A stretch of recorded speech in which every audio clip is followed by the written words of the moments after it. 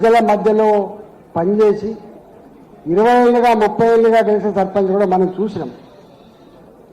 కానీ రిజర్వేషన్లు వచ్చిన తర్వాత 5 ఏళ్లకో 10 ఏళ్లకో ఒకరే సర్పంచ్గా ఒకరే ఎంపీటీసీగా కాకుండా అందరికీ అవకాశం రావాలి, అందరి సర్వీసులతో ఈ గ్రామీణ ప్రాంత ప్రజల బతుకులు బాగుపడాలి, గాంధీ గారు కళ్ళకన్నా గ్రామ స్వరాజ్యం వర్ధిల్లేటువంటి సంకల్పంతో ఇవాళ మారుతా ఉన్నాయి. ఆ మార్పు బాగానే ఉంది. కానీ ఒక బాధ అనిపించే అంశం ఏంటంటే సర్వీస్ ఓరియంటేషన్ ఎంత ఉన్నప్పటికీ కూడా ఈ పోటీ ప్రపంచంలో ఈ డబ్బుల దుర్మార్గం కూడా నిజంగా సర్వీస్ చేసేటువంటి వాళ్ళకు కొంత అడ్డంకే ఉన్నమాట వాస్తవం. అయినా ఆ డబ్బుల ప్రవాహాన్ని కూడా తొక్కి పడేసి ఇవాళ మీరు గ్రామీణ ప్రాంతంలో 15 రోజులు 20 రోజులు మీరు ఎట్లా తిరుగుతారో ఇంటింటికి నాకు తెలుసు. సర్పంచ్ అభ్యర్థులుగా బిడ్డ ఓటేస్తాం పో బిడ్డ, ఎన్నిసార్లు వస్తావు బిడ్డ అని చెప్పి అంటారు వాళ్ళు. ఉదయం 4 గంటలకు దొరకటం ఎవరు, మధ్యాహ్నం పూట దొరకటం ఎవరు, సాయంత్రం పూట దొరకదని చెప్పి నా వార్డు మెంబరు నా సర్పంచ్ ఒక్కొక్క రోజు ఒక్కొక్క ఇంటికి తప్పకుండా పోయి 10-15 రోజుల పాటు కష్టపడి మీరు గెలిచొచ్చిండ్రు. మీరందరూ కూడా చల్లగా వర్ధిల్లాలని, ప్రజల ప్రేమను పొందడంలో తప్పకుండా ముందు బాగా నిలుస్తారని చెప్పి నేను భావిస్తాను. ఒకవేళ కనుక ఇంకా ఈ డబ్బుల మాయ కనుక లేకపోయి ఉంటే ఇంకా ఇంతమంది సర్పంచ్ గెలిచి వచ్చే ఆస్కారం ఉండే. మీ అందరికీ నేను చేసే ఒక విజ్ఞప్తి ఏంటంటే అవకాశం అందరికి రాదు.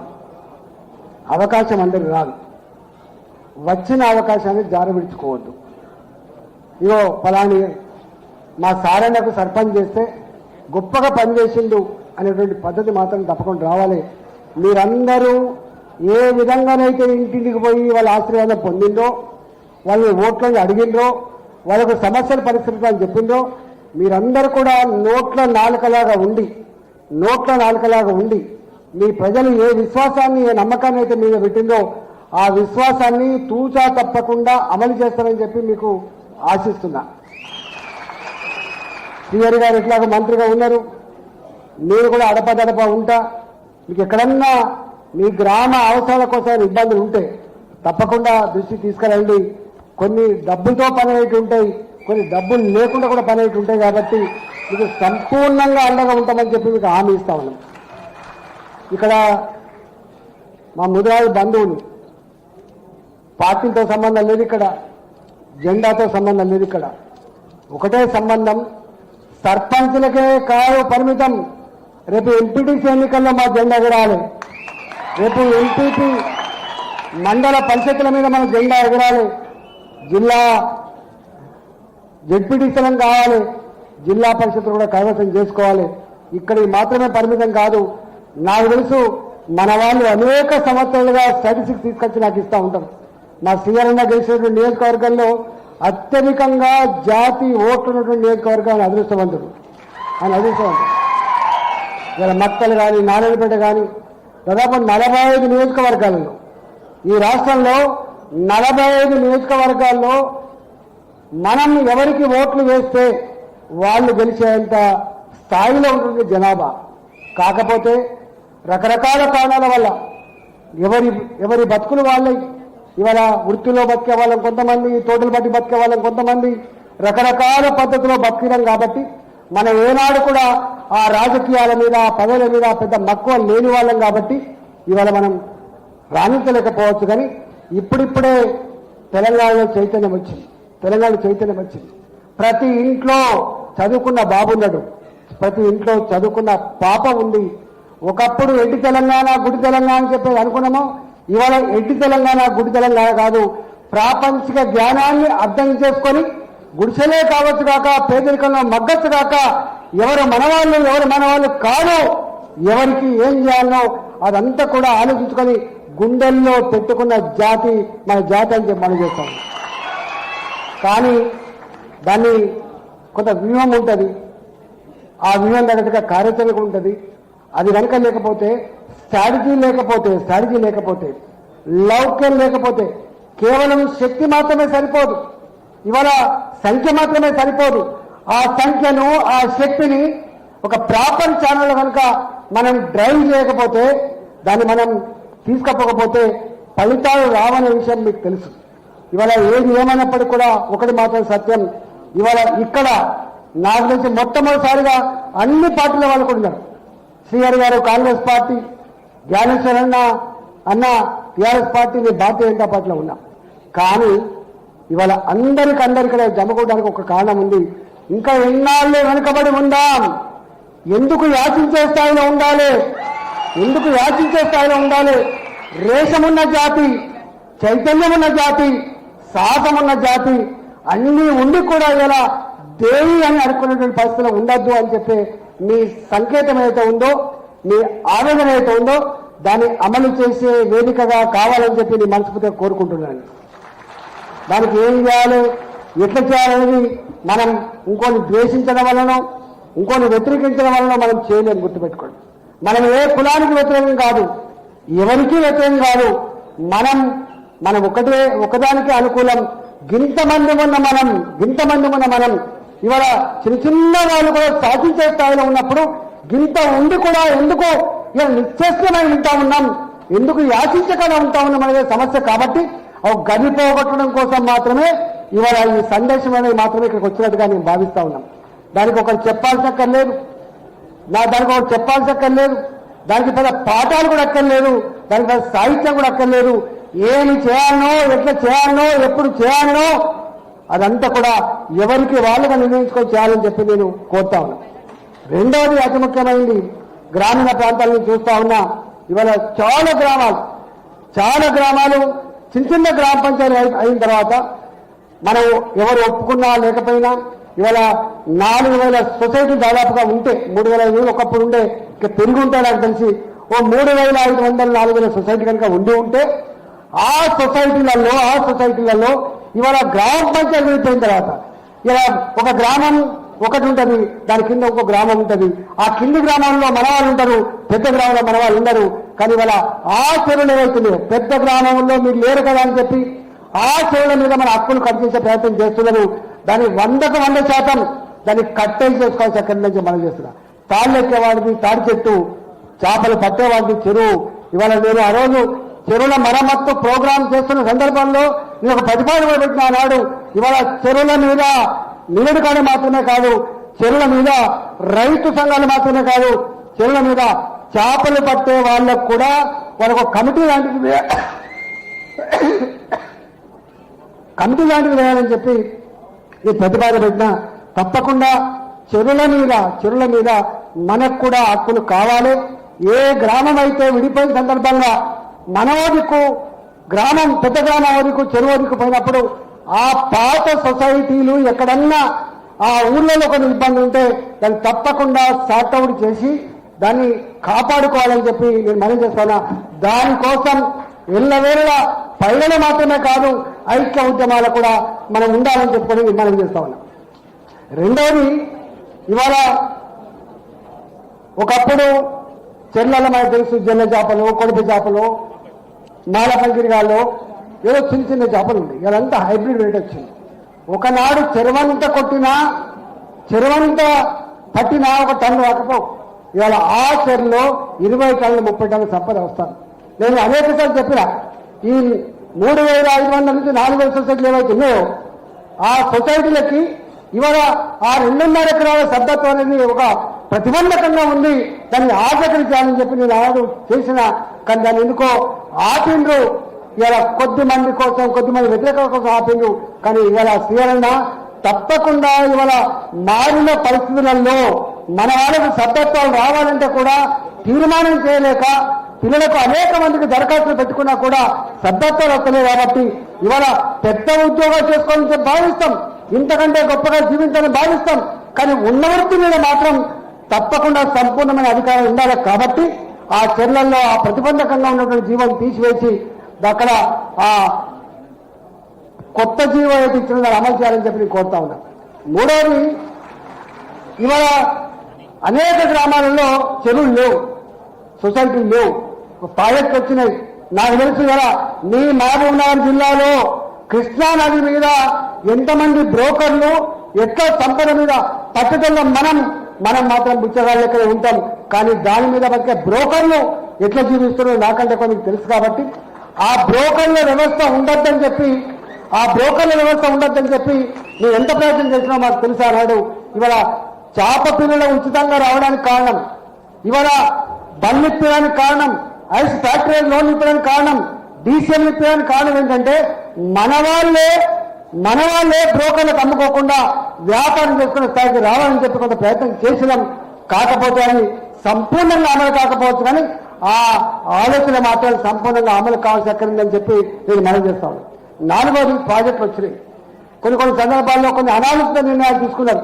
ఇవాళ అందరూ చేపలు పట్టారు, పద్మశాలి చేపలు పట్టే ఆస్కారం లేదు, గౌరవ చేపలు పట్టే ఆస్కారం లేదు. ప్రాజెక్టులలో ఎన్ని గ్రామాలైతే పోయినాయో ఆ గ్రామాలు మాత్రమే కాకుండా గ్రామాల వాళ్ళకు మాత్రమే కాకుండా ఎక్కడెక్కడైతే గ్రామాలలో మన వాళ్ళు ఉండి వాళ్ళకు సభ్యత్వాలు లేవో, వాళ్ళకు చెరువులు లేవో అలాంటి వాళ్ళకు కూడా కొంత జోన్లు ఏర్పాటు చేసి వాళ్ళకు సభ్యత్వాలు ఇస్తే వాళ్ళు పట్టుకునేటువంటి ఆస్కారం ఉంటుంది. మీకు ఎల్ఎండిలో దాదాపు 15-16 గ్రామాల వాళ్ళకి అక్కడ సభ్యత్వాలు ఇచ్చిండ్రు. అట్లనే ఇలా గోదావరి మీద బోర్డర్లు ఉన్నాయి కాబట్టి వాటి మీద కూడా సభ్యత్వాలు ఇచ్చి ఆలోచన చేయమని చెప్పి కోరుతా ఉన్నా. కొద్ది మంది సంకుచిత వాదులు వ్యతిరేకిస్తూ ఉంటారు, దాని గురించి మనం పట్టించుకోవాల్సి అక్కర్లేదు. రిపీటెడ్ గా కొంత మీరు ఎఫర్ట్స్ పెట్టండి, తప్పకుండా అయిద్దని చెప్పి మనం చేస్తూ చివరగా ఒక మాట ఇవాళ మీరు చూస్తా ఉన్నారు. నేను 2004లో ఎమ్మెల్యే అయిన తర్వాత నాకు బండ ప్రకాష్ అన్న నాకు సబ్జెక్ట్ ఇచ్చింది. ఒకే రాష్ట్రం ఒకే వృత్తి ఎందుకు ఈ వివక్ష అని చెప్పి మొట్టమొదటి మాట్లాడింది నేనే అసెంబ్లీలో. ఆనాడు రాజశేఖర రెడ్డి గారు అట్లే అన్నమేమో ఉద్యమాలు చేసిండు. మా జ్ఞానేశ్వర అప్పుడు పేదలు నాకు తెలిసి అంత పెద్ద మీటింగ్లు మనం జరగకపోవచ్చు, వారు అట్నుంచని తీసుకొచ్చిండు. వీరు సబ్జెక్ట్ ఇస్తే నేను అసెంబ్లీ ప్రస్తావించినాడు 2008 బై ఎలక్షన్లో మహబూబ్ నగర్ లో జడ్చర్ల నుంచి అని అనౌన్స్ చేయడం జరిగింది. ఆ డిమాండ్ ఎల్లవేళలో ఉంది. బీసీ నుంచి ఏకరావాల డిమాండ్ అయితే ఉందో అది శాశ్వతమైన డిమాండ్. దానికోసం తప్పకుండా అందరం ఐక్యంగా ఫైట్ చేద్దామని చెప్పి మనం చేస్తూ చివరిగా ఒక మాట మళ్ళీ చెప్తున్నా, అందరినీ కలుపుకొని పోవాలి. మనకు మనంగా ఐసోలేట్ కావాలి, గుర్తుపెట్టుకోండి. నాయకులు ఎదగాలని కూడా వాళ్ళు ఒక దాంతో ఒక ఎమ్మెల్యే కాలేదు, ఒక ఎంపీ కాలేదు. మీకు తెలుసు మాలాంటి వాళ్ళం మామూలు కుటుంబాల నుంచి వచ్చి ఒకసారి ఎమ్మెల్యే అయితే 20 ఏళ్ళ దాకా మళ్ళీ పోలేదు. ఎందుకు పోలేదో ఆ చరిత్ర మీ కళ్ళ ముందు ఉన్నది. ఇవాళ మీకు ఇక్కడికి వచ్చిన మలకాయకి వచ్చిన నేను కొత్త ప్రాంతం వచ్చి నీ బిడ్డనని చెప్పగానే వచ్చింది. ఇవాళ మాలాంటి వాళ్ళం ఎక్కడ అణచివేత ఉన్నా, ఎక్కడ దోపిడీ ఉన్నా, ఎక్కడ అక్రమాలు జరిగినా, ఎక్కడ అప్రజాస్వామిక పద్ధతులు వచ్చినా దానికోసం వెలుగెత్తే బిడ్డగా నేను ఉంటా అని చెప్పి అప్పుడు చెప్పినా, ఇప్పుడు చెప్తాను, రేపు చెప్తా. ఫైటర్లాగా ఉండాలి. ప్రజల మీద జరిగేటువంటి దుర్మార్గాలు ఏమున్నా కూడా, మన మీద జరిగేటువంటి దుర్మార్గాలు ఏమైనా కూడా మన మీద మాత్రమే కాకుండా ఇతర ప్రజల మీద కూడా ఏమైనా అన్యాయం జరిగినా, దుర్మార్గం జరిగినా మనం తప్పకుండా అండగా ఉండాలి. మనం పెద్దల పాత్ర పోషించాలి. నేను గ్రామాల్లో చూస్తా ఉన్నా సాహసానికి లౌక్యం ఉన్న వాళ్ళం కాబట్టి ఆ సాహసం ఉన్న వాళ్ళం తప్పకుండా అందరికీ కూడా ఎక్కడ అన్యాయం జరిగినా మేము ఉన్నాం అనేటువంటి పెద్దన్న పాత్ర పోషించాలని చెప్పి మీ అందరికీ విజ్ఞప్తి చేస్తున్నా. గ్రామాలలో అందరినీ కలుపుకొని ఇలా లీడ్ చేసేటువంటి సందర్భం మీకు ఆసనమైంది కాబట్టి ఆ దిశగా మీరు అడుగులు వేయాలని, బ్రాడ్గా ఉండాలని, బ్రాడ్గా ఎదగాలని, అందరినీ కలుపుకొని ముందుకు పోవాలని, రాజ్యాధికారమే ధ్యేయంగా మనం పనిచేసే పరిస్థితి రావాలని చెప్పి మనస్ఫూర్తిగా కోరుకుంటూ, ఇంత గొప్పగా ఆర్గనైజ్ చేసినటువంటి వాళ్ళందరికీ కూడా నాకు మంత్రి గారు 3 సార్లు ఫోన్ చేసిండు. అన్నా వస్తున్నావా లేదా? పక్కా వస్తానని చెప్పిన తప్పకుండా ఎక్కడ ఎప్పుడు పిలిచినా జాతి ప్రయోజనాల కోసం మీ బిడ్డగా నేను మీ వెంట ఉంటా అని చెప్పి మాట ఇస్తూ నమస్కారం. థ్యాంక్ యూ సో మచ్ అన్న. వెంటనే డాక్టర్ బండా ప్రకాష్ ముదిరాజ్ గారు, ఎమ్మెల్సీ, తెలంగాణ శాసన మండలి ఉపసభాపతి, మా అందరికీ ప్రియమైన అన్న. మీరు మాట్లాడితే 4 మంచి ముచ్చట్లు, అసలైన ముచ్చట్లు బయటకు వస్తాయన్న ఆలోచన ఉంటది. మనకు తెలియని 4 ముచ్చట్లు ఎప్పుడు బయటకు వస్తుంటాయి ఈ అన్న మాట్లాడుతుంటే. మీరు మాట్లాడండి.